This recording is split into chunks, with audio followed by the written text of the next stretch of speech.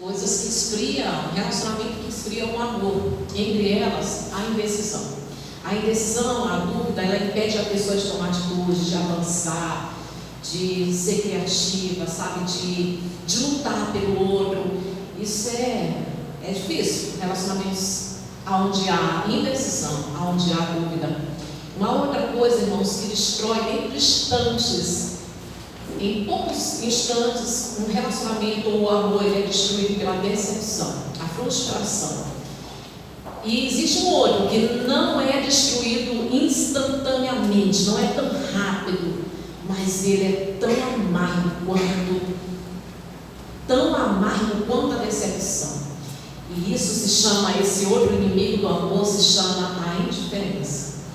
Olha, a indiferença, de acordo com o dicionário, ela é a ausência de interesse. Tenta imaginar o que é um relacionamento onde existe indiferença. Quem consegue viver, estar num relacionamento, num casamento, num relacionamento onde existe indiferença? A indiferença é o silêncio amargo. De acordo com o dicionário, é a ausência de interesse. Silêncio amargo, a falta de entrega e de não viver aquilo que preza. A indiferença, ela tira o ânimo aos poucos. Isso é a indiferença. Quem consegue, né? Quem consegue se manter. Eu queria que você tentasse imaginar um relacionamento onde há esse silêncio amargo, essa indiferença, essa falta de interesse. A falta também tem esses significados, né? A falta de preocupação, a indiferença também significa a falta de sofrimento. É o tanto fez, tanto faz diante dos sentimentos do outro. É não se importar. Quem consegue? Quem consegue? Uma pessoa, quando ela quiser destruir o outro no seu relacionamento, ela dá aquele chamado gelo. Eu vou dar um gelo a partir de agora. E esse silêncio amargo, ele é dolorido. E a gente não quer viver isso. Ele é realmente dolorido. Eu acredito que nenhum de vocês querem viver isso. Nenhum. E, embora existem pessoas aqui que sabem do que eu estou falando, porque já experimentou, já viveu, já esteve num relacionamento, seja de amor ou de amizade, com alguém que aos poucos foi perdendo, deixando de se interessar, de se importar, de se preocupar. E por mais que tenha sido apenas uma amizade, dói do mesmo jeito. Nenhum gostaria de passar por isso, e quem já passou não quer passar de novo. É doído, é doído. Imagina Jesus passando por isso. Indiferença, dói na gente? Dói. Pois ele declara que nele também a indiferença é um silêncio amargo. Aí a gente começa com o versículo 14 do capítulo 3. Ele diz: ao anjo da igreja de Laodiceia, o pastor, o líder, o bispo da igreja de Laodiceia, escreve estas coisas, diz o Amém. Dá uma pausa.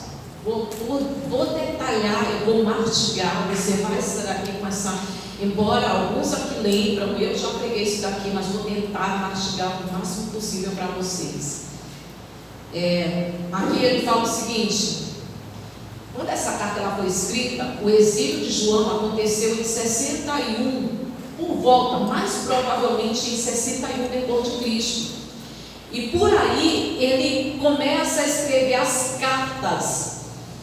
Irmãos, a gente vai encontrar Laodiceia, não é só em Apocalipse.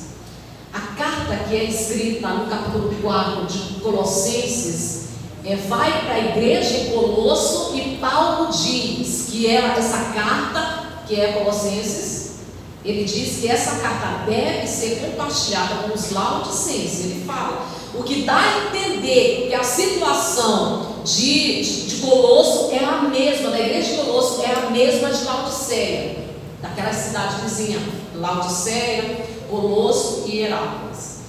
E o mais interessante é que no capítulo 2 de Colossenses, Paulo faz elogios à igreja de Laodiceia, mas depois a gente vai lá, talvez a gente vá lá, ele faz elogios à igreja de Laodiceia. A igreja que Paulo fala foi uma igreja que começou na casa de uma mulher chamada Ninfa, que o significado é moça. Então é uma igreja simples, é uma igreja doméstica, porém é uma igreja pura. E ele faz elogios a respeito da maior riqueza que aquele povo tem. A Bíblia, o apóstolo Pedro, ele declara que existe uma riqueza em nós, que ela é mais pura, mais provada, mais aprovada do que o ouro. Ele fala isso a respeito da fé, que essa riqueza em nós, ela é mais preciosa do que o ouro. Ele fala isso, né? A prova da vossa fé mais preciosa do que o ouro. E aí ele diz assim, o amém, essas coisas diz o amém. O amém significa o sim. Jesus é o sim. O significado de amém, sim, verdade, confirmação. Então ele diz, significa aquele que é o sim, aquele que é a verdade, aquele que é a confirmação de Deus. Ele se declara assim, Jesus. E ainda diz o mesmo versículo, a testemunha fiel, verdadeira, o princípio da criação de Deus.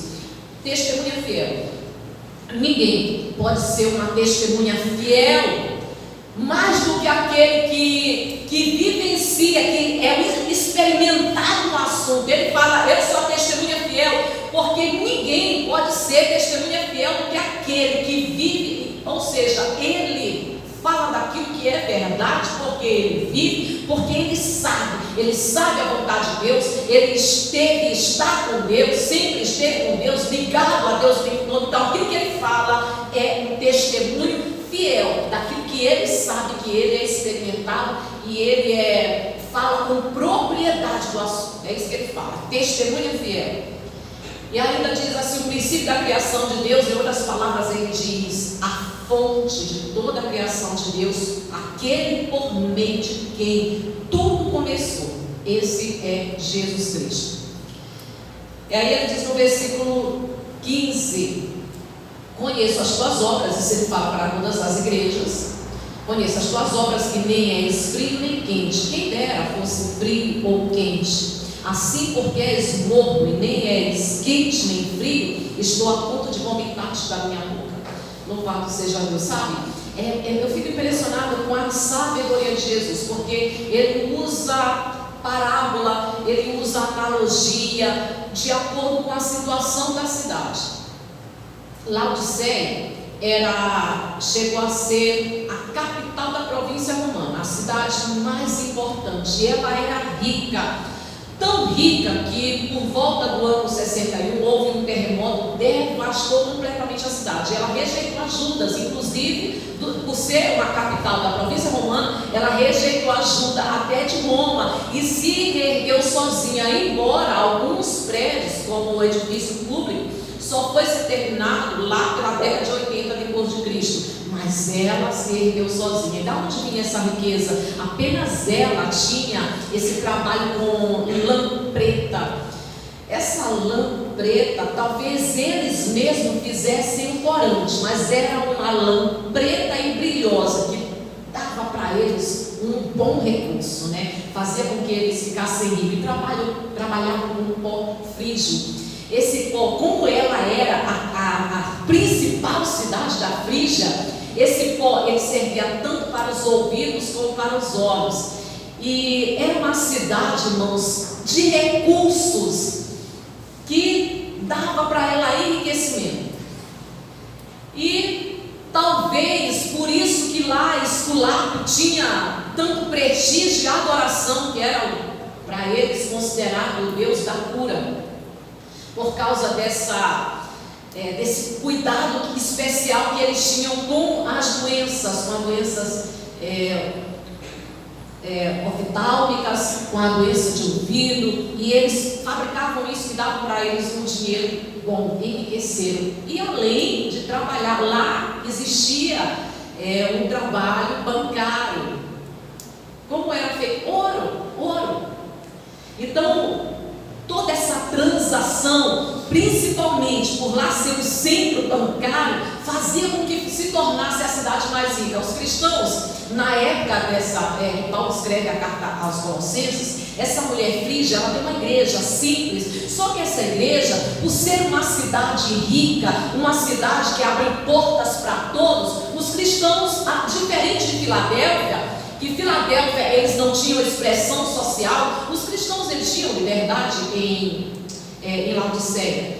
Eles conseguiram se manter. Quando chega essa carta aqui, a gente percebe que já não é mais a mesma igreja. Para você, porque a acusação aqui, você não é quente, você não é frio, você é indiferente. Essa é a acusação. A acusação para Laodiceia é muito dura. É muito dura. Na verdade, ela não tem elogios, ela só tem repreensão. A gente vai dar uma olhada, vai lá em Colossenses capítulo 4. Vamos ver. Deixa eu te mostrar a respeito do que eu acabei de falar. Você volta para uma. Não vem voltando muito, não, porque não é muito.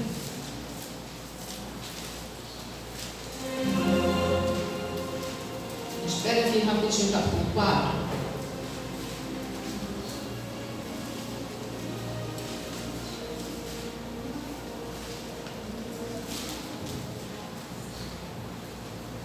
Chegar. Diz assim, olha, versículo 15: saudai os irmãos de Laodiceia e Ninfa era a mulher, e a igreja que ela hospeda em sua casa. Você vê que a igreja era uma casa, uma igreja simples. E uma vez lida essa epístola perante vós, providenciai, porque seja também lida na igreja dos Laodicenses e a dos Laodicenses, a carta que foi levada aos Laodicenses, lede-a igualmente para vós. O que nos faz entender aqui?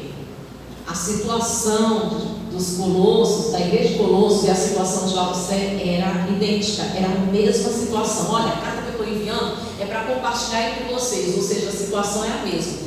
Dá uma olhada no capítulo 2, volta a Colossenses também, no capítulo 2.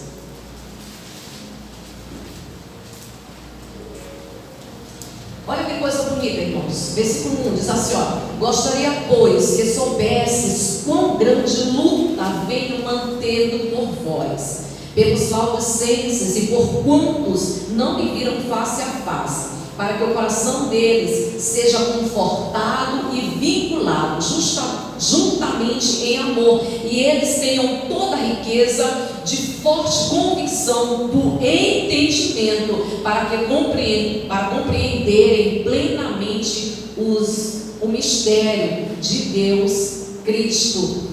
Dá uma pausa, isso aqui para a gente já é suficiente.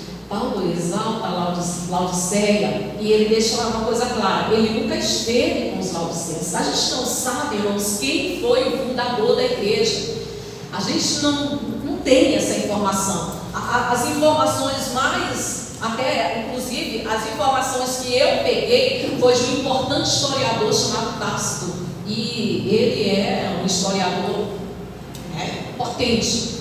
Então a gente não tem essa informação quem fundou a igreja de Laodiceia, mas o elogio é de Paulo. Paulo declara que ele nunca esteve em Laodiceia, nunca viram a face dele, mas que ele pede a Deus que eles continuem daquele jeito. Elogia o povo de Laodiceia, embora uma casa pequena. E agora, passado cerca de 2 décadas ou 3 décadas, Jesus usa o apóstolo João para falar a Laodiceia. A gente volta lá em Apocalipse, numa situação completamente diferente. Como muda assim, né? Sabe, a indiferença, ela é tranquila, ela é mansa e suave.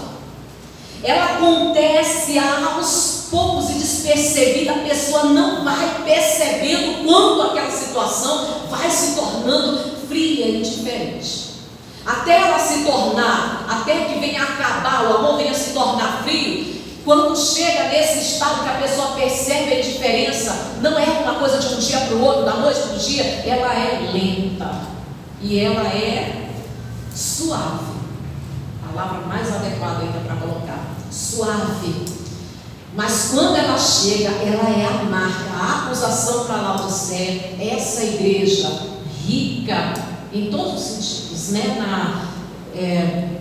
Como ouro, a única cidade que consegue fazer com que a saúde das pessoas sejam tratadas. E aqui quem dá o diagnóstico é o médico. Se aquela cidade tem médicos, tem profissionais, tem pessoas que tratam da saúde, mas aqui quem dá o diagnóstico é um médico. Só que não é um médico que trata somente do exterior, mas é um médico que conhece, que trata do interior, do íntimo, profissional, e que sabe dar um diagnóstico adequado, detalhado e perfeito. Uma coisa interessante é que, bem ao contrário de Filadélfia, aonde Jesus pôs uma porta aberta que ninguém pode fechar, Laodiceia fechou a porta. E a indiferença, ela fecha a porta. A indiferença fecha a porta para a intimidade, fecha a porta para o diálogo, fecha a porta para a comunhão. A indiferença fecha a porta, e Laodiceia fechou a porta. Ela, apesar de toda a riqueza, ela não tinha uma fonte própria, não tinha como eles se manterem água potável, eles não tinham.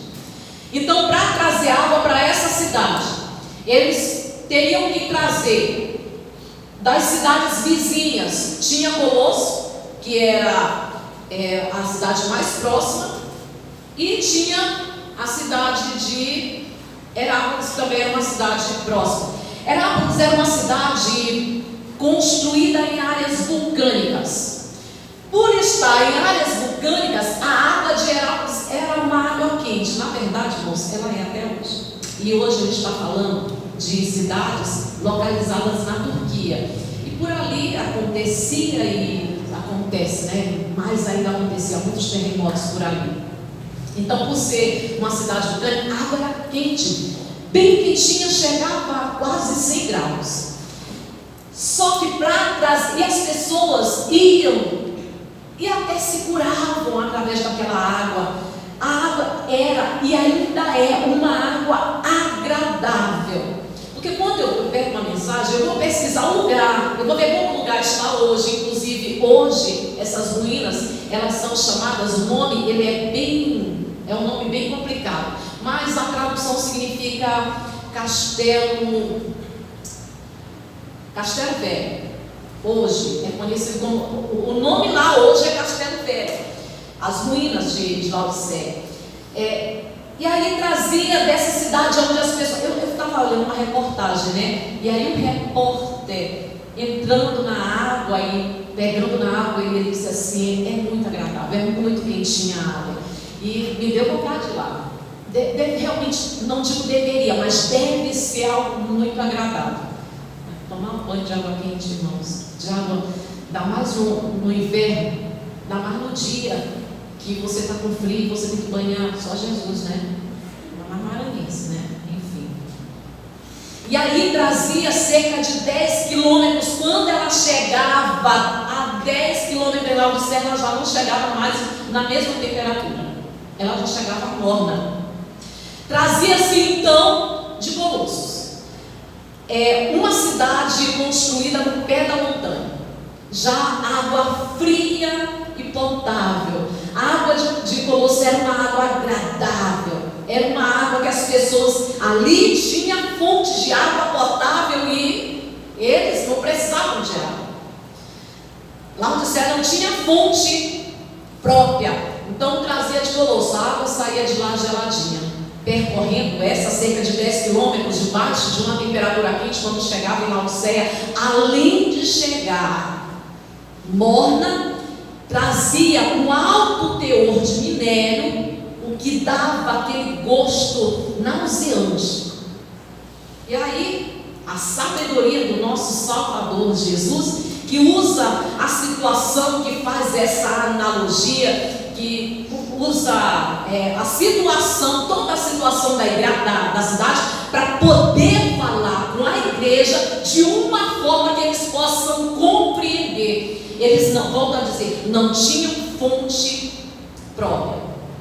É muito triste você não ter uma fonte própria. É muito triste você não ter uma fonte própria. A vida sem Deus, ela é uma vida muito difícil. A vida sem Deus, ela é uma vida muito triste, melancólica, sem graça. É uma vida sem graça. A Bíblia diz, o próprio Jesus Cristo, ele fala que, ele diz assim, palavras dele: aquele que crê em mim, como diz as Escrituras, do seu íntimo fluirão rios de água viva. Que rio de água viva é esse a que ele se refere? Qual é esse rio de água viva? É claramente o Espírito Santo. Essa é a fonte própria que cada um deve ter dentro de si, resultado da sua fé em Deus, da sua crença. E se a pessoa não tiver essa fonte dentro dela, se ela não tiver essa fonte, sempre vai existir um vazio, uma tristeza. Ela nunca vai se sentir uma pessoa realizada e feliz. Nunca. Aqui, uma cidade rica é acusada de pobreza. Você sabe por quê? Porque falta para ela riquezas espirituais. Quais são as riquezas espirituais? A fé. A fé mais provada do que o ouro. Falta o Espírito Santo, essa fonte própria, o Espírito Santo, e falta principalmente Jesus no coração. Escuta o que eu vou te falar. Não, eu estou falando, sabe, abrangindo todo mundo. Não importa a quantidade de dinheiro que a pessoa possua, não importa, se ela não tem Jesus no coração, ela é pobre. Porém, não importa a quantidade de dinheiro que ela tem, não importa se ela tem Jesus no coração, ela é rica. E Jesus acusa ela de pobreza. Sabe, é uma acusação muito difícil, porém essa acusação ela vem nessa noite. Jesus ele fala. E aí, a gente pega aqui, vou voltar no versículo 16. Assim, porque és morno, nem és quente nem frio, estou a ponto de vomitar-te pela boca. Fazendo uma analogia, a água que chegava em Laodiceia, vindo das cidades vizinhas, já chegavam com esse sabor nauseante, que causava nas pessoas náusea. E eles, assim como vocês provam dessa água nauseante, assim vocês estão na minha boca. No versículo, ainda no mesmo versículo, eu quero dizer mais uma coisa. É como se ele dissesse, e ele vai dizer no próximo versículo, ele diz assim: por favor, Jesus, por favor, sejam frios, ou então sejam quentes. A palavra de Jesus, escolhe, toma uma decisão.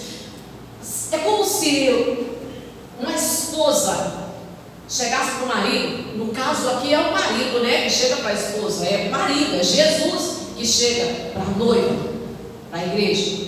É como, coloca assim, é como se uma esposa chegasse para o marido e dissesse: olha, me deixa, sai da minha vida, me deixa só, mas viver um relacionamento sem interesse, sem preocupação, sem demonstração de interesse, de amor, de sentimento, sem demonstração de sentimento, não quero, por favor, vai embora. É mais ou menos isso. Jesus fala assim: toma a decisão na vida de vocês. Se vocês querem ir para o mundo, vai lá, vai brincar carnaval, vai sair, vai aproveitar a vida, sabe? Faz tudo que dá na cabeça para você fazer. E é muito interessante que o próprio Jesus ele fala isso também no livro de Apocalipse. E eu acho muito forte as palavras dele quando ele fala isso, né? Aquele que está no pecado, aquele que está na sujeira, deve se sujar ainda mais. E aquele que é santo deve se santificar ainda mais. Aquele que está na sujeira, vai, sabe? Se você escolhe o mundo, se você escolhe o pecado, se você escolhe a diversão, se você escolhe ficar em casa, assistir televisão, assistir o Big Brother, vai lá, faz o que você quer, se envolve no pecado, se atona no pecado até não ter mais nada de errado para fazer, até você descobrir lá na glória, no dia da prestação de conta, que a pior decisão do homem é viver sem Deus.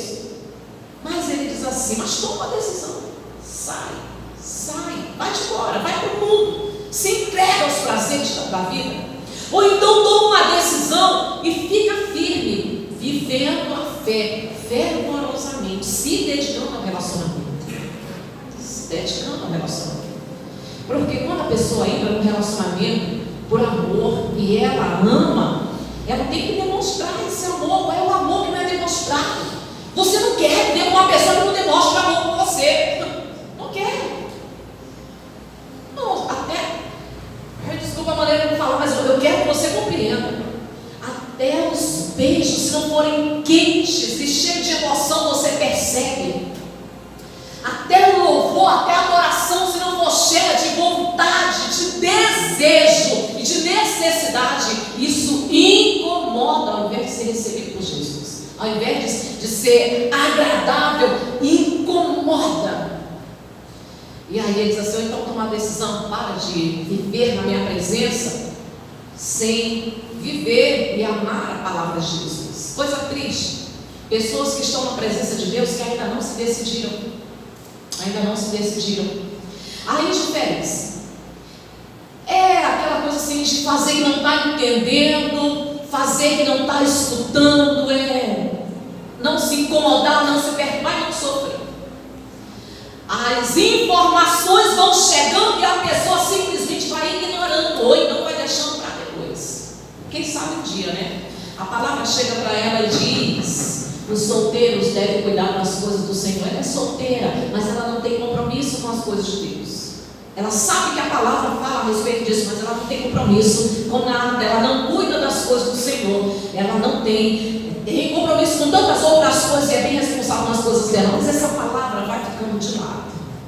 Ela sabe a necessidade de ela se batizar nas águas, porque aquele que não crê, logicamente, ele não vai se batizar, ele já está condenado. Mas ela não sofre por isso.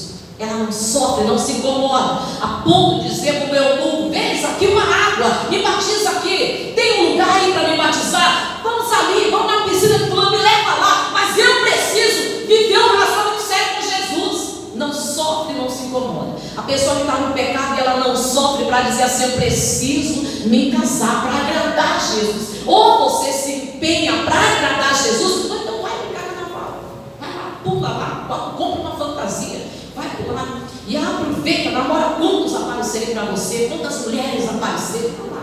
Mas viver na presença de Jesus com indiferença, você também não queria uma pessoa na tua vida te tratando com indiferença. Você não quer, e você até pede a Deus: não deixe entrar qualquer pessoa na minha vida para me fazer sofrer. Você não quer entrar num relacionamento onde a pessoa te trate com frieza, com indiferença. Jesus também não quer ser tratado assim. E se isso dói na gente, é difícil de imaginar. É bem complicado para mim, porque eu leio e tento imaginar. É bem difícil imaginar o que sente Jesus. Mas ele é uma pessoa e ele sente.